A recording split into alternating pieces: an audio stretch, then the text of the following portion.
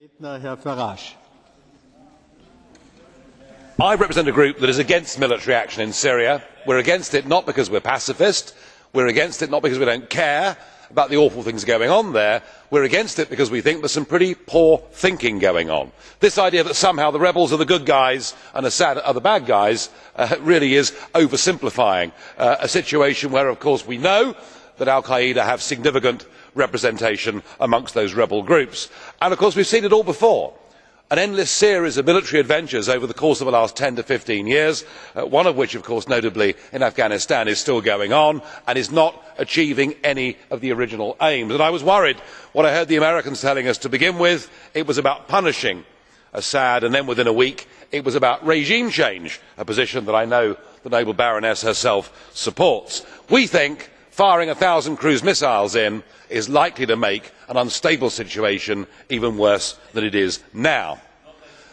But of course, Baroness Ashton, in a sense, you are sitting pretty, because as the highest paid female politician in the world, luckily you have got a non-job, because the EU, thank goodness, has not yet got a foreign policy. And as a result of that, what we saw 2 weeks ago in the House of Commons was a nation state democracy standing up and saying something, and as a direct result of that vote in the House of Commons, we have not gone to war in Syria. We have entered a period of negotiations, and Assad has a chance to prove to all of us whether he is a good man or a bad man. I do not know how this will play out, but at least, Mr Verhofstadt, there is a chance of peace. And I know that you represent the kind of political class who believe that global influence can only be achieved through bombing.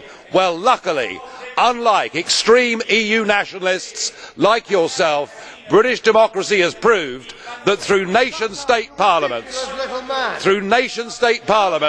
we have actually made people rethink. And Mr Chairman, I have to say, Mr Chairman, that as somebody that has been here now for 14 years, it is very ironic that the view that I used to represent was called extreme, but you can see the extreme militarists now. Thank you. So, I have 2 blue cards. Do you accept it? Ich nehme keine mehr. Bitte. Zu Wort gemeldet ist Herr Tannock mit seiner Frage. Herr Tannock. Mr Farage, Mr Farage, over here. You talked about the good guys and the bad guys. It is not about the good guys and the bad guys. You remember well the battlefields of the First World War. You take a great interest in that war, and you remember the horrors of the use of gas. Would you not accept that a red line has been crossed by the Assad regime in using gas against his own people? And if so, what should be done to stop other dictators and despots using it elsewhere, not just against civilians but actually in military conflict? So what would your response be to the use of a weapon of mass destruction? Sit back and do nothing? Danke.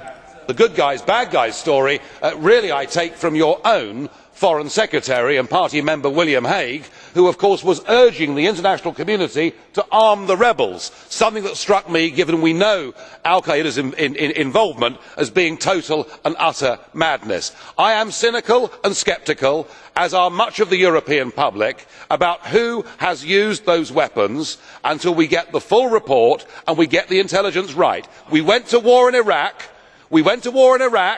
being told that Saddam had weapons of... Why don't you shut up and listen for a change? You really must be the vilest, rudest man in European politics. And you rant on, and the chair lets you get away with it because you're the former Prime Minister of Belgium. Well, there we are. So, Mr Tannock, I understand what you're saying. I understand something ghastly has happened here, but before you take military action, you need to be certain you are going to make things better and not worse. The time is over. The blue card is 1 question and 1 answer. I have a second question from Mr. Jan Bashko. Jan Bashko. Mr. Farage, would you stop the chronometer, please?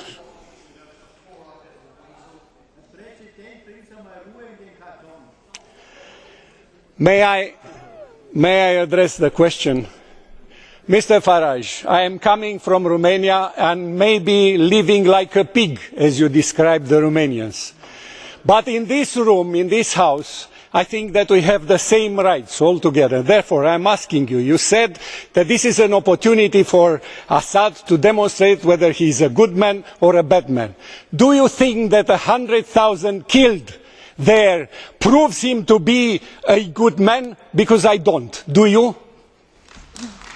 Sir, I would say this to you. I have never described the Romanians as living like pigs. What I said was the Romanians treat their Roma minority like pigs.